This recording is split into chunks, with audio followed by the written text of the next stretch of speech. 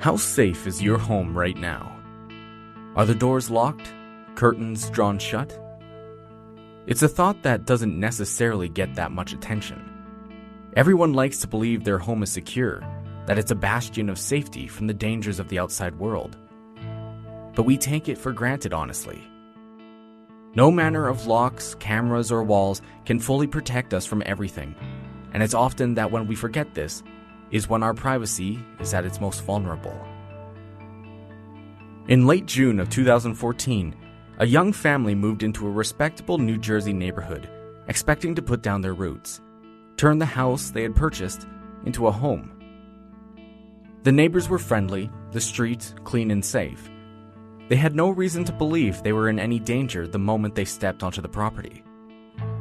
But the illusion of a perfect suburban neighborhood would turn out to seem too good to be true for them.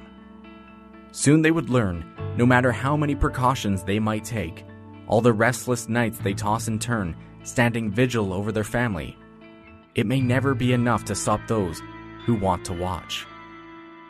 Thank you for joining me for this Halloween special that will surely send shivers down your spine tonight. As always, I'm your host Jordan Hopkins, and you're listening to Moonlight Lore.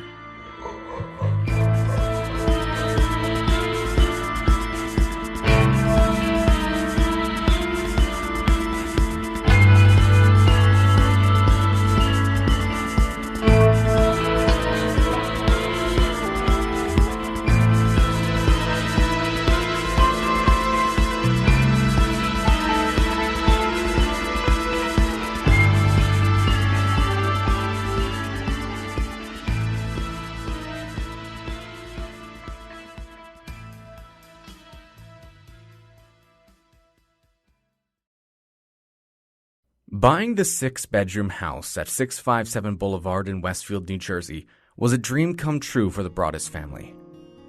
The $1.3 million piece of property was exactly what they were looking for. A large home with enough rooms to comfortably grow their family and invite friends and relatives to spend the holidays. There was enough yard space for their 3 children to carelessly run and play while remaining in the safe, watchful view of their parents, and enough room indoors for any special occasion that may occur in the future. Derek, the patriarch, grew up in the concrete jungle of Manhattan, starting his young adult life climbing the endless ladder to success at an insurance company. After years of late nights and stressful days, his work eventually paid off after he was made senior vice president, allowing he and his wife Maria to afford the purchase of the costly residence they had been desperately wanting. Maria, a Westfield native who grew up not far from their new home, was overjoyed to return to her roots. With the town of Westfield being ranked the 99th richest city in America and the country's 30th safest, there was no better place to raise their children and grow a life. But before any of that could happen, they still needed to turn the shell of a building into a warm, inviting home they could be proud of. Certain rooms needed repainting. They hired a contractor to come and redo some of the cabinets and take out some of the walls to expand the living room. It was a process that would take a long time, and before they were able to move in, some of these changes needed to be done. Which is why, just a few days after buying, we would find Derek and Maria in the process of transforming the interior to suit their taste. As Maria painted the bedrooms while Derek unloaded the mountains of boxes from the moving van, and their 3 kids ran rampant in their new home, Derek decided to take a quick breather from his task and gather the mail that had been accumulating in the mailbox for the past few days.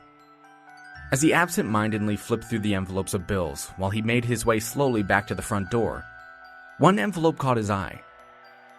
Unlike the other envelopes, the ink on the front of this one was written in basic handwriting, only addressed to the new owner. Derek, assuming that meant him, decided to open it right then and there on the stone path leading up to the door. He tore open the side and pulled out a crisp, clean letter that warmly greeted him, saying, Dearest new neighbor at 657 Boulevard, allow me to welcome you to the neighborhood. 657 Boulevard has been the subject of my family for decades now, and as it approaches its 110th birthday, I have been put in charge of watching and waiting for its second coming. My grandfather watched the house in the 1920s, and my father watched in the 1960s. It is now my time. Do you know the history of the house? Do you know what lies within the walls of 657 Boulevard? Why are you here? I will find out. I see already that you have flooded 657 Boulevard with contractors so you can destroy the house as it was supposed to be. Bad move. You don't want to make 657 Boulevard unhappy. You have children. I have seen them. So far, I think there are 3 that I have counted. But are there more? Do you need to fill the house with the young blood that I requested? Better for me. I asked the Woods to bring me young blood, and it looks like they listened. Was your old house too small for the growing family? Or was it greed to bring me your children? Once I know their names, I will call them and draw them to me. Who am I? There are hundreds and hundreds of cars that drive by 657 Boulevard each day. Maybe I am in one. Look at all the windows you can see from 657 Boulevard. Maybe I am in one. Look out any of the many windows in 657 Boulevard at all the people who stroll by each day. Maybe I am one. Welcome, my friends. Welcome. Let the party begin. Signed, The Watcher.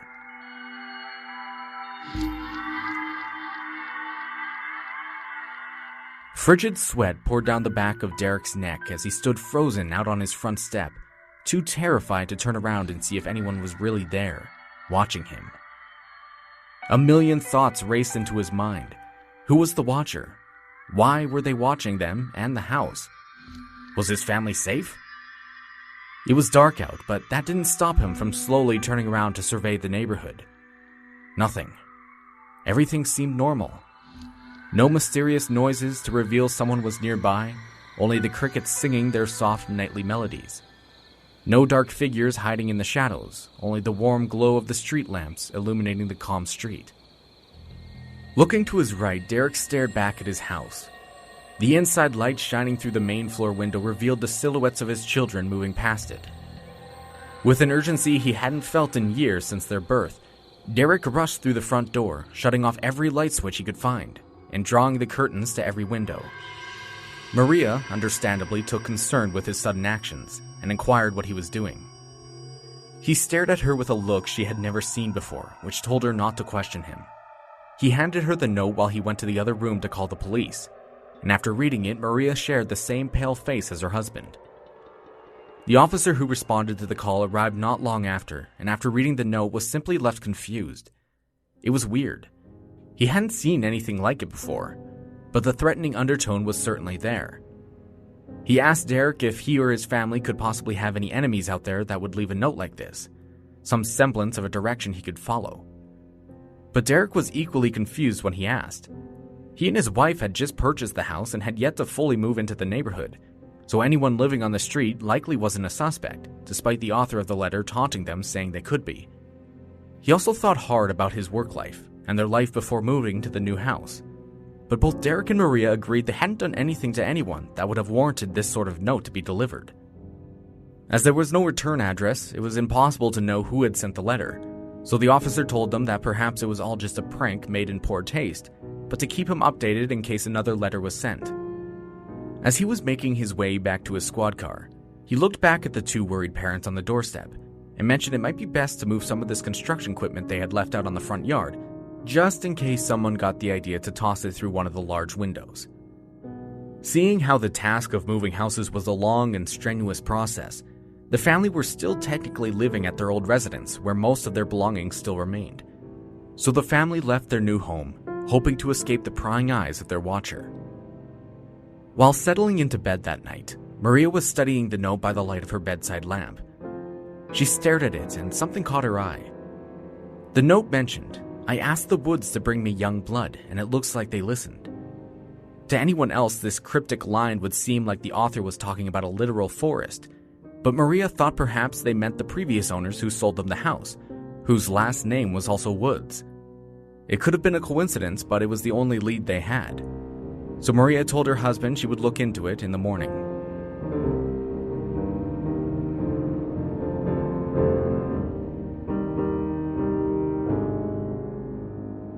Maria watched her inbox all morning, waiting for the notification to appear on her email. Derek had left early to go to 657 to meet some contractors, so she was left alone taking care of the 3 kids and organizing boxes ready to be moved. Mrs. Woods finally got back to her. According to her, they never had anything strange happen in or around the property in the 23 years they had lived in the house, but just a few days before moving out, they had received a suspicious letter in the mail as well. It was signed by someone calling themselves the Watcher, and had similar content written in it describing how this person's family had observed the house for decades. But that was the extent of the mystery for them. Nothing else was sent. Maria asked if Mrs. Woods would be willing to accompany her to the local police station to open up a case file, just in case things were to escalate. Mrs. Woods heartily agreed, partly to ensure the police took Maria's claim seriously, and also out of curiosity to know what the police would have to say. The two would eventually meet with a detective, Leonard Lugo, who took an immediate interest in the woman's story. It was certainly unique, to say the least. The letter Maria had received was no doubt concerning, and the fact the previous owner was there as well, telling him she had received a similar letter not long ago from the same person, identifying themselves as the Watcher, was more than enough evidence for the detective to believe their story. He instructed them both to avoid telling anyone else about the letters, including their neighbors. Pretend that all was normal and wait to see if another note would be delivered. If another one does happen to show up, bring it back to him immediately. For the following weeks, the Broaddus family was on high alert. Derek, sick with worry for his family's safety, decided to cancel an important business trip he was needed on. Maria, always ever vigilant on her children's whereabouts, ensured they never wandered too far from where she could hear their voices. Every little small detail that just seemed slightly off sent worries into their minds. For instance, one of the contractors arriving in the morning had found the sign he had staked into the ground the previous day had been ripped out overnight. When giving a guided tour of the ongoing renovations to some of their new acquaintances they had met living down the block, Derek and Maria felt their blood run cold when one of them mentioned it was nice that they would have some young blood joining the neighborhood. It was only small things occurring here and there that would otherwise seem mostly harmless to most, but under the circumstances, the paranoia for the Broadduses was slowly growing with each passing day.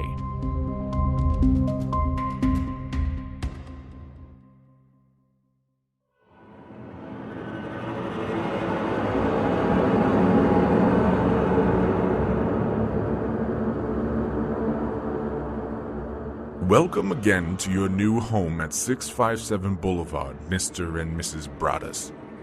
The workers have been busy, and I have been watching you unload carfuls of your personal belongings. The dumpster is a nice touch. Have they found what is in the walls yet? In time they will. I am pleased to know your names now and the names of the young blood you have brought me. You certainly say their names often. I've seen one young blood painting on the porch. Is she the artist of the family? 657 Boulevard is anxious for you to move in. It has been years and years since the young blood ruled the hallways of the house. Have you found all of the secrets it holds yet? Will the young blood play in the basement, or are they too afraid to go down there alone? I would be very afraid if I were them. It is far away from the rest of the house. If you were upstairs, you would never hear them scream. Will they sleep in the attic? Or will you all sleep on the second floor? Who has the bedrooms facing the street? I'll know as soon as you move in.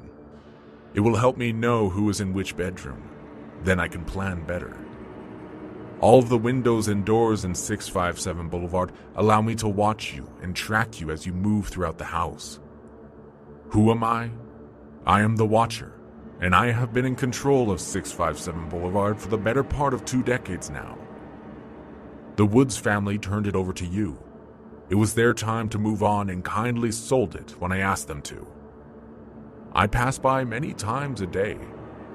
657 Boulevard is my job, my life, my obsession. And now you are too, Broaddus family. Welcome to the product of your greed. Greed is what brought the past 3 families to 657 Boulevard, and now it has brought you to me. Have a happy moving in day. You know I will be watching.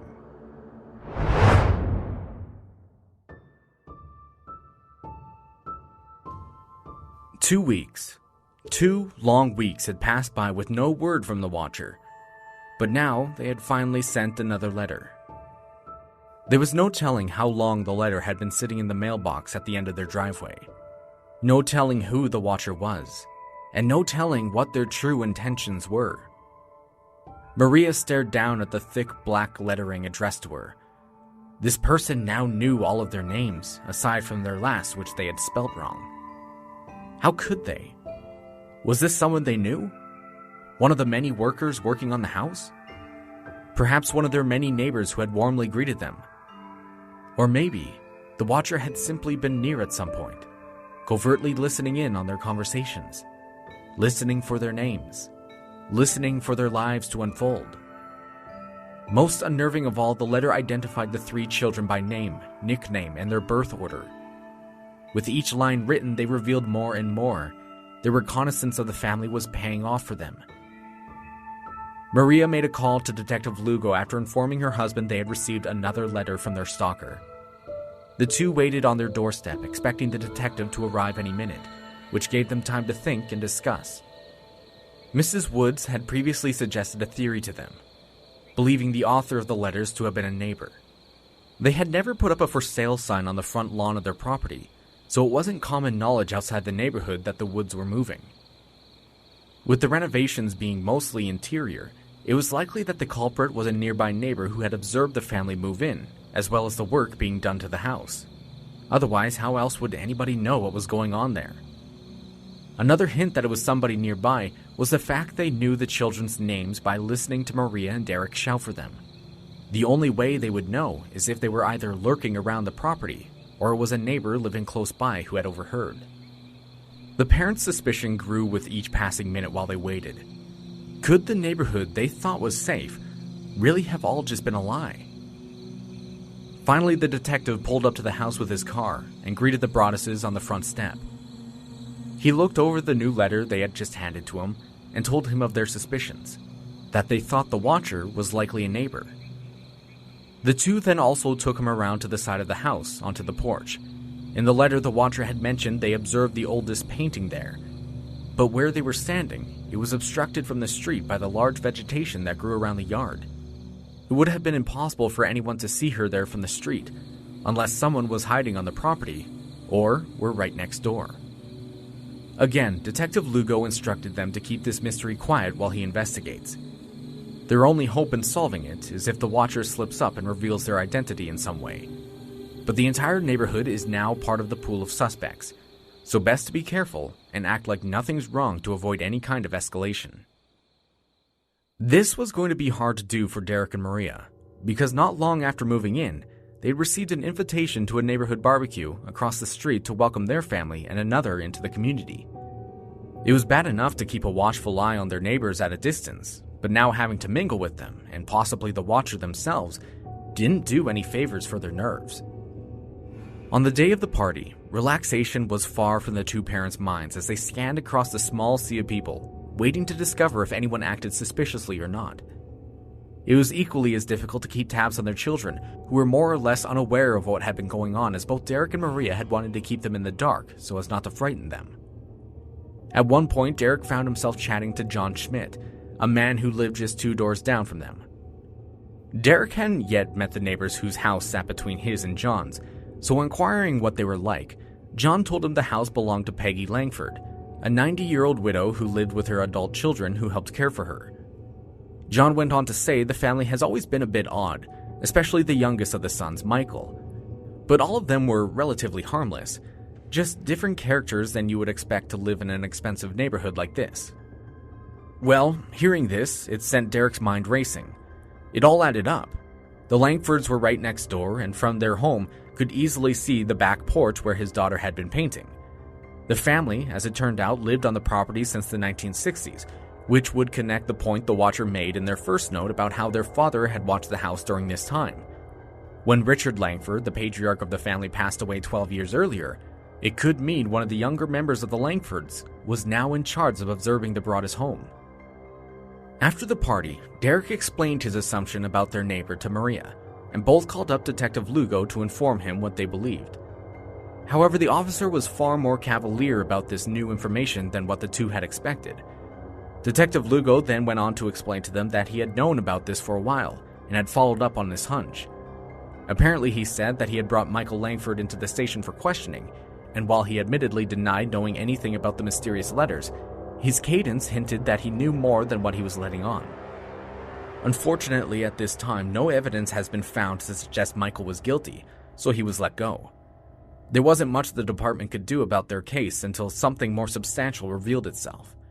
A couple of anonymous letters that sounded threatening weren't enough to accuse anyone, and while the case was still open and would continue to be addressed, Detective Lugo told Derek, now that they had likely scared Michael into believing he was the prime suspect, the letters would likely stop and not to worry about it anymore.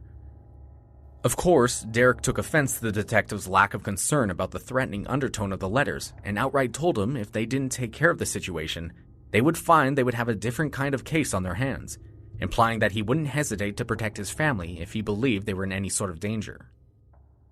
With frustration mounting on Derek's mind, he figured if the police weren't about to help him deal with this, he would continue on with the investigation himself and ensure the harasser would be caught. Every evening, Derek would go to sleep especially early so he could wake up while his family slept, and crept along the property to see if he could spot someone who didn't belong doing the same. He also purchased several security cameras and placed them in strategic points around the property, hoping those two would be able to catch someone. But nothing ever seemed to work. Like before, for weeks the watchers seemed to stay quiet, never revealing themselves or sending another letter. Derek essentially became the watcher himself, keeping his eyes glued to the next-door neighbors, making sure Michael wasn't peeking out one of the windows, spying on his family. Eventually, as luck would have it, Derek found himself in close contact with a couple former FBI agents and a private investigator who he had hired to help conduct a threat assessment and continue on with the investigation of the case. According to Robert Lenahan, one of the former FBI agents, the letters had been written by a voracious reader, someone with an old-fashioned way of writing. There was a surprising lack of profanity throughout the letters, given the increased level of anger the author seemed to exhibit, which told him it could have been written by a woman. With multiple errors and typos dotting throughout both letters, it implied a certain erraticism, a seething anger directed at the wealthy population in general. They were seemingly upset that more rich folks had moved into town, and it wasn't necessarily a personal vendetta on the Broaddus family, but rather due to the fact they were quite well off and new to the neighborhood, they became the perfect targets. At last, Robert finally ended saying he believed the Watcher was not likely to act on the suspicious threats they had written about. They were probably just jealous of the Broadduses, purchasing a home the Watcher had wanted but could not afford.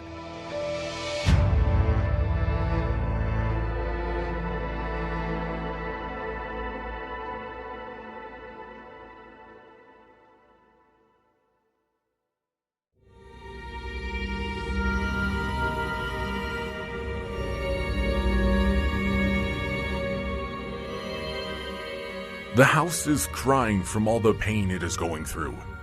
You have changed it and made it so fancy. You are stealing its history. It cries for the past and what used to be in the time when I roamed its halls. The 1960s were a good time for 657 Boulevard when I ran from room to room, imagining the life with the rich occupants there. The house was full of life and young blood. Then it got old, and so did my father. But he kept watching until the day he died.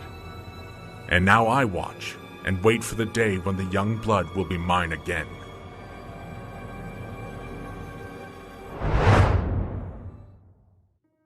Derek still believed their stalker was Michael. He was convinced of it at this point. In cooperation with the Westfield Police Department, Derek had sent a letter to the Langfords announcing his plans to demolish the home they had purchased in order to build a new one. Of course, he was bluffing, but he wanted to try and provoke a response from Michael, to see if he would send another letter as the Watcher, but no response was made. Detective Lugo also brought the man in for a second interview after he had received the letter from Derek, but it failed to result in any clues to say Michael was the suspect they were looking for. After Michael's sister Abby accused the police of harassing her younger brother, they were forced to release the man and send him on his way.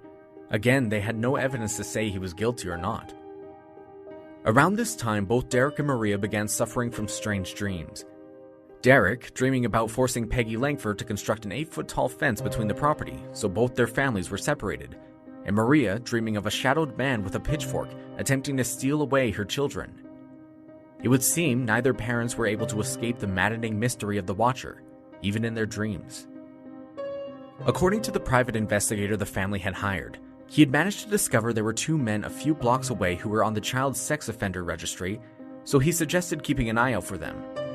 Then a house painter the family had come in to paint the inside of the house also revealed while working in one of the back rooms, he happened to look out one of the windows and noticed something very strange. The neighbors who lived behind the Broadduses had both been spotted lounging in lawn chairs in their backyard, suspiciously very close to the property line, and for some reason were facing directly towards the Broaddus home. Again, just little things here and there that would otherwise seem innocent or possibly unrelating to most continued to put Derek and Maria on edge. Every little thing they were suspicious of. Nothing would fly under their radar without being closely examined. After their own investigation seemed to fail at uncovering any clues as to who the Watcher could be or what their motives were, Derek decided to then turn his attention to securing his home. He installed a new alarm system, priced out trained German shepherds to guard the yard, and even posted a job listing for military veterans to patrol the property. All they had to do was act as a deterrent by looking dangerous. But after a few days of living like this, both Derek and Maria realized they weren't really living at all. They had bought this house with the intention of turning it into a home, not a fortress. The paranoia that continued to grow in both their minds prevented them from enjoying the life they had wanted there. The Watcher had ruined what they had dreamed of. It was far too late to return back to their old home. It had already been sold. But since Maria's parents lived not too far from 657, Derek and Maria both decided for their peace of mind, and most importantly for the safety of their children, for the time being they would move in with them and wait until this whole thing eventually blew over.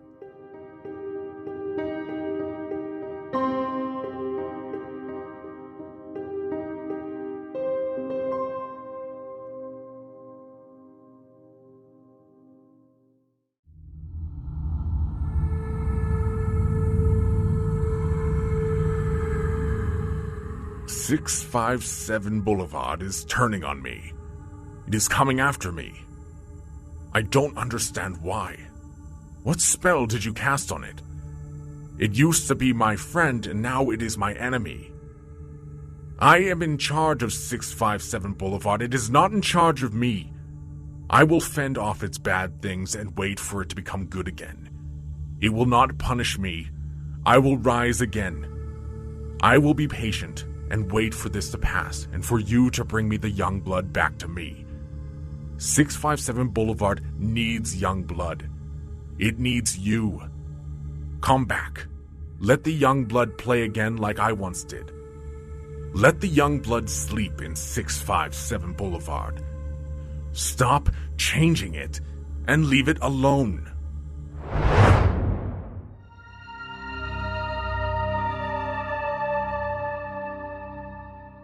With every lingering look in their direction at the grocery store, with every cheerful hello they received from a stranger at a gas station, it sent the two parents into a spiral of emotions. 6 long months after the first of the letters had arrived at 657, the Broadduses couldn't take it anymore. Maria ended up going into therapy for the traumatic stress she was constantly under. Derek slowly grew depressed, having to still pay the bills of the house they couldn't even live in, and was forced to care for it in his free time. It was a difficult time for them, only made harder by the looming baggage that seemed to come with the house.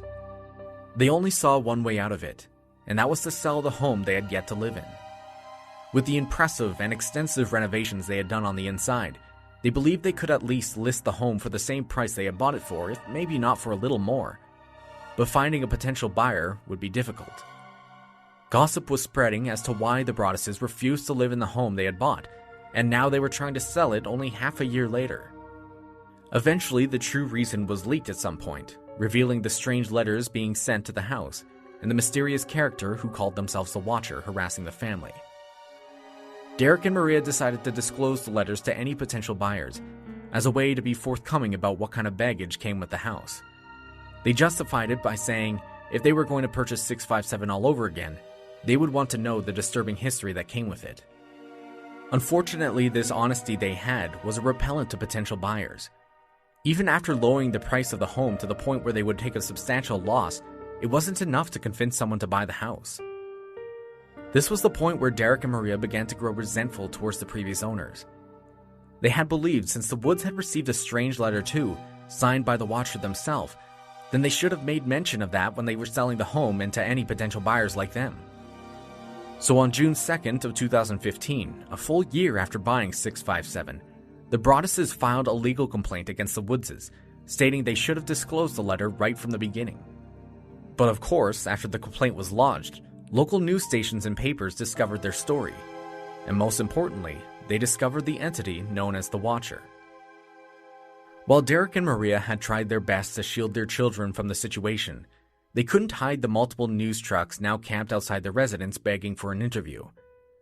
With over 300 media requests, the Broadduses couldn't hide it any longer. Both Derek and Maria had to sit down with their 3 kids and explain as best they could about why they hadn't officially moved into their new home yet, and who the Watcher truly was. Of course, the 2 of them were out of their element, as their very young children spewed forth a number of questions the 2 parents had no answers for. Who is the Watcher? Why is he angry with us? What did we do to them? They were impossible to answer because frankly, Derek and Maria just didn't know.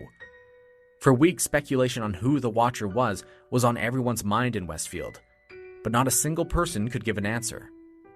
After parts of the letters were revealed to the public, one local suggested they should search the walls with ground-penetrating radar to find whatever the Watcher claimed was in the walls of the house, but a home inspector had already looked into the issue long ago and claimed the only issue was the aging home's lack of insulation between the studs. Theories about who the Watcher really was bounced around carelessly, as the community was both fascinated and horrified by the story. Now everyone wanted to know who they were, so ideas on who the suspect was ranged from a jealous buyer who had wanted to purchase the home before the Broadduses, a jilted mistress from Derek's past, intense marketing for a horror movie, and even a local high schooler's creative writing project. But it was all just theories. Their neighbors also began to share their concern. People began to feel uneasy and unsafe in a neighborhood that was otherwise secure and sheltered a year ago. But most of all, they felt uninvolved. There was a potentially dangerous stalker roaming the area. Why were they also not notified so they could both be vigilant for their own family's safety and to help with the case? The fact that the police hadn't approached any of them aside from the Langfords, it just felt like they hadn't taken this situation seriously. Again, the spotlight fell on Michael Langford after it was brought to light Detective Lugo had interviewed him twice on the subject. But his sister was again quick to defend him, saying he was diagnosed with schizophrenia as a young man, hence why he would come across as a little peculiar at times. The Langfords' neighbors also had known them for decades, and also vouched for the man, saying he was sometimes a little odd, but overall was a friendly and kind person who was incapable in writing such disturbing letters. Baron Chambliss, a veteran detective with the Westfield Police, also decided to contribute his time to investigating the letters. It was later discovered and then confirmed there were small traces of DNA found on one of the envelopes that had been delivered to the Broadduses. The Watcher had been extremely careful up to this point not to leave any trace that would potentially reveal who they were, and had ensured the letters were cleaned. But it seemed they had missed a single envelope.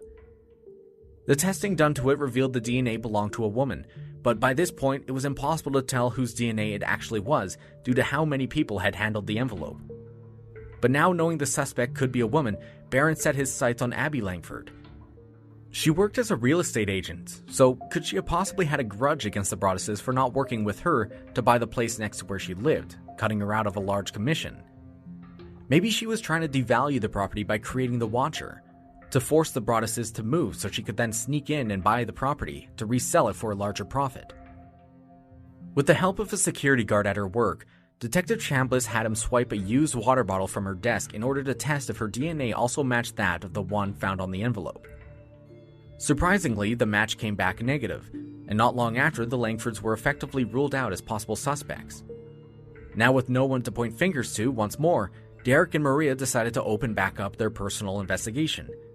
With further luck aiding them, the 2 desperate parents reached out to one of their neighbors, who acted as the CEO of a well-known security firm. Enlisting the firm's help, they had them look into the handwriting on the envelope to see if they could discover any possible matches, but they turned up with nothing. Derek then also hired Robert Leonard, a renowned forensic linguist, to now help them with their case. Unfortunately, scouring the internet to find any similar matches that would mirror the writing of the Watcher turned up nothing as well. For Detective Chambliss and the rest of the Westfield Police Department, they were back at square one with no leads and no suspects. Out of desperation, they requested the previous owner, Mrs. Woods, to comply with the DNA test, as well as her 21-year-old son. Both were rightfully offended but still complied. Both came back negative. For weeks, the investigations were at a standstill. Everything they tried to follow up on only ever led to a dead end. Now with the case going public, it was eventually revealed the Broadduses and the Woods weren't the only families to have received a letter from the Watcher. Around the same time Derek and Maria had received their first letter, a family down the road had gotten a similar note, but didn't make anything of it because it was just so strange, so they had thrown it away. And as to the contents of that letter, they just couldn't really remember. They hadn't been sent a letter since. Detective Chambliss and his partner often found themselves staked out in a van with binoculars most nights, waiting for something to happen near the house, waiting for the Watcher to appear. But the only notable thing that were to occur was one night around 11 p.m., a car slowly drove down the street, stopping in front of 657. Chambliss grew suspicious as the car idled in front of the house for a few minutes, seemingly waiting for something to happen or watching it. It was long enough for him to write down the license plate of the vehicle, which he ran through the database and came back as to belonging to a young woman who lived in a nearby town. When confronted a day later, she admitted she had heard the stories of the Watcher and had wanted to come and see the house for herself. According to her, her boyfriend lived on the same block as 657, so that's why she was in the neighborhood in the first place. And perhaps hoping to avoid any blame, she pivoted to admit her boyfriend was really into some dark video games, one of which the characters in one was named the Watcher. It was a little too convenient of a story, but after following up, Chambliss later found out her boyfriend did indeed live nearby, but wasn't around at the time. The detective reached out to him, hoping to gain an interview with the young man, to which he agreed on 2 separate occasions, but both times he never showed up. Again, this was over a year when the first letters were sent, and months after the last one was discovered, so there was really no evidence Detective Chambliss could use to justify going out and bringing him in for questioning. So instead, he and his partner opted to wait again, waiting to see if anyone showed up to the house at night. But nobody ever did. The puzzle was incomplete. The much-needed pieces to create the full picture were missing, and this was frustrating for many. Both Derek and Maria found that while under the Watcher's surveillance, they had just one pair of eyes to be wary of. But now with multiple media outlets camping in front of their home, and suspicious neighbors now giving them dirty looks for drawing an unwanted mystery to their peaceful lives and valuable neighborhood, they had much more to be concerned about. It was slowly being discussed among the residents of the block that perhaps the Broadduses weren't exactly who they claimed to be. They weren't the innocent family they portrayed themselves as. That the reason why the investigation seemed to drag on for well over a year was because the whole situation was merely created by the family who claimed to be victims. The theory brought forth by their neighbors suggested a number of reasons why it would make sense for the Broadduses to concoct such a scheme. Perhaps they suffered from buyer's remorse and was hoping the elaborate scheme would help them get out of the sale. Maybe they were aiming for some kind of movie deal for the story. Or perhaps it was all a scam and had originally sent the ominous letters to the Woods before the Broadduses had purchased the home, and after buying the property, confronted Mrs. Woods and demanded she pay them back for not disclosing it. There was a lot of angles to take in, a lot of back and forth, but when it came down to it, there was just no evidence to say any of this was the case. Many of the locals were afraid the bad press would devalue their homes and the town's good name altogether, so the longer the case drew on and the more attention it got, the more the Broadduses' neighbors began to resent them. They became outcasts of not only their home, but their entire town. Maria was especially hurt. She had grown up here, running down the streets playing with her friends every day as a child, but now her own community was shunning her. They didn't want to leave Westfield. This was a place they wanted to plant their roots, to raise their family. It wasn't fair, but what could they do when everyone seemed to want them gone? It was a difficult choice, but Derek and Maria knew they needed to move. They just didn't want to give up on 657 so easily, though. Instead of selling the property, they borrowed some money and purchased a second home somewhere else in town, but they kept the location quiet for obvious reasons. They didn't want a repeat of what was happening for the past 2 years. but they kept the house. It was still under their name, they just couldn't part with it after hardly living there. Their dream home. But they couldn't necessarily afford to pay for 2 homes while only living in one, so in the spring of 2016, they made the difficult choice and Derek put 657 back on the market, hoping somebody would want to purchase the home. They held an open house, and everyone who came was told to sign the contact sheet in case they were interested. Many people showed up, but mainly to see the infamous home that was haunted by a mysterious observer, though. This part didn't bother Derek or Maria, however. They'd hoped a lot of people would show up, even if they weren't interested in buying 657. Because after everyone had left, they took the registry everyone had signed and attempted to compare the handwriting on it with the handwriting on the letters. It was a clever plan, hoping to lure the watcher into their home, but unfortunately, after careful study, it was decided the watcher hadn't shown up to the open house. A few weeks would pass by with people putting offers in, but then after being shown the letters the Broadduses had received, the family rarely ever heard back from the interested parties. Eventually, their real estate lawyer suggested an idea. They could possibly sell the house and property to a developer who could tear the house completely down, split the property into 2, then build 2 new homes there. It was likely they would receive $1 million for the deal, a bit of a loss from their original purchase and renovations, but it would relieve them from any more stress that was constantly bearing down on them. Naturally, Derek and Maria decided this was the route they would be interested in exploring. However, they needed permission from the Westfield Planning Board. As it turns out, the 2 smaller lots that would be subdivided would only be 67.4 and 67.6 feet wide, just short of the mandated 70 feet required.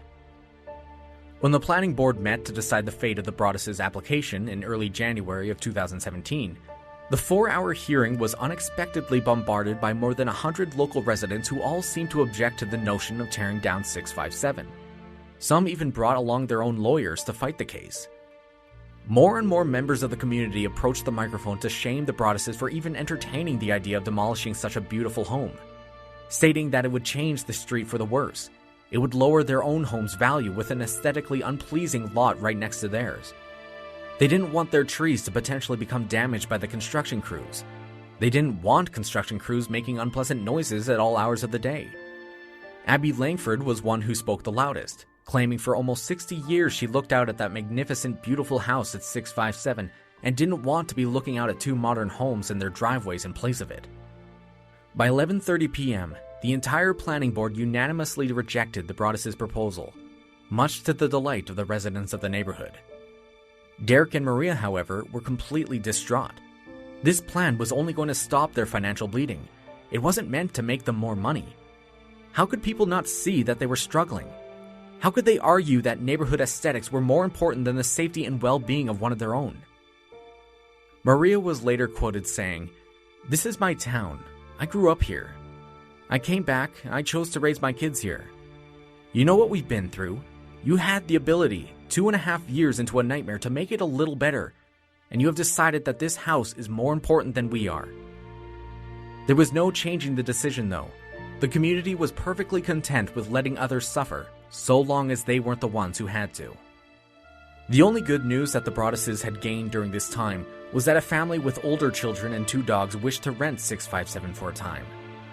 The patriarch of that family knew about the watcher. He had seen it all over the news, but he wasn't so easily intimidated by whoever it was that was hiding behind the letters. Instead, he offered Derek a deal. They would rent from him, but if they received a letter from the watcher as well, and if they believed any threats made to their family to be credible, that there would be a clause in their lease that would allow them to move out without paying a fee. Of course, needing to stop the coin-sized hole in his pocket, Derek immediately agreed. They never did want to tear down 657 or move away from it at all, but they just didn't have any other options left. This was a lifeline. This was something that would help them. Both Derek and Maria were overjoyed at this outcome. They just prayed the family now staying at 657 would be safe, and the watcher would leave them alone.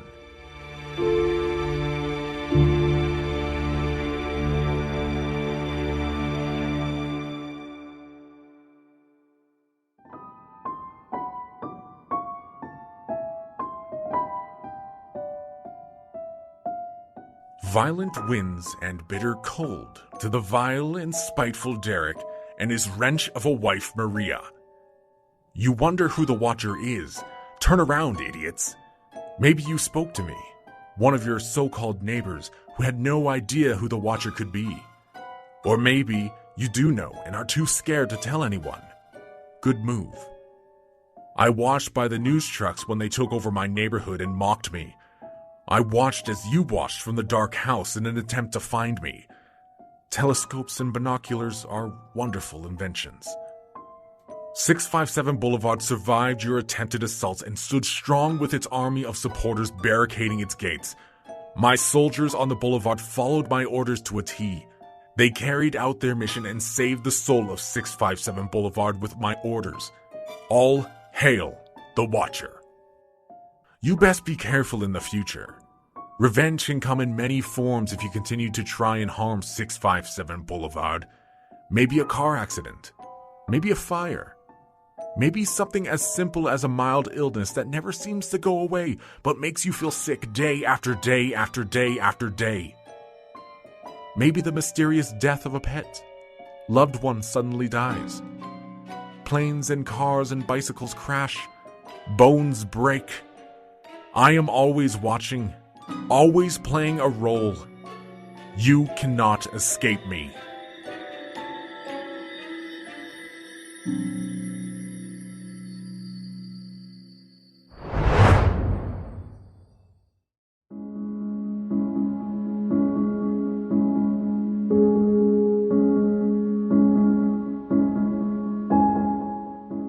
Derek stared down at the small piece of paper handed to him moments ago by his tenant. The Watcher was still a danger. After over a year of not hearing anything from them, a new letter had finally arrived. Different from that of the first few, the undertone of danger had now been shifted. The Watcher had changed their calm and composed writing to a more wrathful style and was now outright threatening them. Their only hope now seemed to lie on the shoulders of the detectives of the Westfield Police Department. As anyone could expect at this point, the detectives failed to turn up anything. In a meeting with the Broadduses, the officers brought out a map and traced a circle extending 300 yards in diameter from 657. But Derek was insistent that the circle should be much smaller, that the houses that could be seen from the front step of 657 were likely one of the homes to the Watcher. But this is where the investigation unfortunately died off again. There was no mounting evidence to say if one of the immediate neighbors to 657 were the culprit. The letters could have honestly have been sent from anywhere around the world, but of course details in the earlier letters would suggest the Watcher was someone local, someone who could hear and see the Broadduses live their daily lives. The Broadduses had new renters move in after the first ones eventually left, but the rent money they received was never enough to meet the demands of the mortgage. Throughout their whole ordeal, it was unlikely any justice would be seen for the family. The Watcher would never be caught while they hid behind their pen and paper and ultimately seemed to have disappeared altogether. It would seem that the urban legend that was the Watcher had simply just died out with the investigation. However, come Christmas Eve of 2017, Westfield natives were shocked and stunned to find one more letter had been sent out, but not to Derek and Maria. No, this one was sent out to every thoughtless neighbor along the street who had been so vocal during the nightmare. The letters were all the same. They criticized the residents of Westfield for turning their back on one of their own, who desperately needed their help. How awful they were to victim blame the family and go as far as to accuse them of being the ones responsible for it all. Every single letter discovered that Christmas all said the same things, signed only by the mysterious authors who sent them, friends of the Broaddus family. After that, all went quiet in Westfield once more. There were no more strange letters that pitted neighbor against neighbor. There were no more accusations thrown about as people just seemed to want to move on. The Broadduses most of all. They wanted to distance themselves from the house that caused all this, the Watcher who tormented them for years, and the community who turned their backs on them. Much to their relief, no further threatening letters were addressed to them afterwards, except for one last one. It was very short and it was very clear, and it was the last the family would ever hear of the Watcher. All it was a single line that said, "You are despised by the house, and the Watcher won."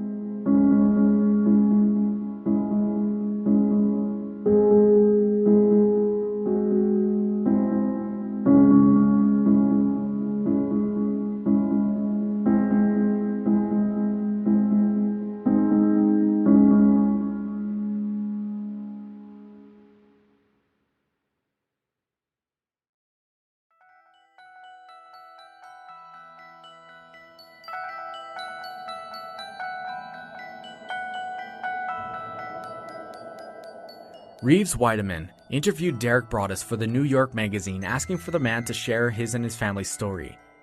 It would turn out to become a horror sensation, a foreboding mystery left unsolved. You can read the article written by Weideman yourselves by simply searching for it online or by checking out the show notes for this episode. I'll leave a link in the description for you guys. But this is also how we know, nearing the end of the interview with him, that Derek admits he was the one who sent all the letters to his neighbors at Christmas Eve. He admits it wasn't his proudest moment, but he was just so upset and fed up with the whole role the community played to continue the family's suffering. And I honestly don't blame him. It sounded like the typical tale of rich snobs only looking out for themselves. Since the article hit the internet and the eyes of the public, Netflix has been in the process of either creating a movie or a TV show about the events that took place in Westfield. And I guess by the time you guys are listening to this episode, I believe it will have come out already this month sometime. It's just by pure stupid coincidence that it's being released this month and me doing a topic about it now, because honestly I had no clue Netflix was doing a movie about it. And I've had this topic planned for the Halloween episode like months ago, maybe like in April or May I think. But I'm sure as it is Netflix and they'll be trying to do a horror movie about real life events, it'll just be riddled with inaccuracies throughout the whole thing. I watched the trailer for it, like right before I recorded this episode, and the one thing that immediately caught my eye was that the daughter in it looks to be like in her mid to late teens, but during this time of the watcher harassing the Broadduses, their eldest child was only like around 10 years old.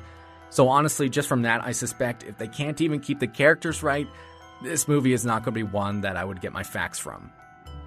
Now you might be wondering, who do I think the watcher might be? Unfortunately, just like everyone else, I can't say. There are so many different threads and accusations already thrown out there, with none of them really having solid evidence to back any of them up. I've read that the watcher could have just been the Broadduses trying to get out of a bad home purchase or hoping to get a film deal. And then of course there's the thread that leads to any of the Langfords or the neighbors on the block who may have had issues with the family. It could have just been that random girlfriend or her boyfriend that had taken an interest in the case at one point, or quite honestly, I could have been a complete stranger who decided to mess with Derek and Maria for no other reason than to harass them for kicks.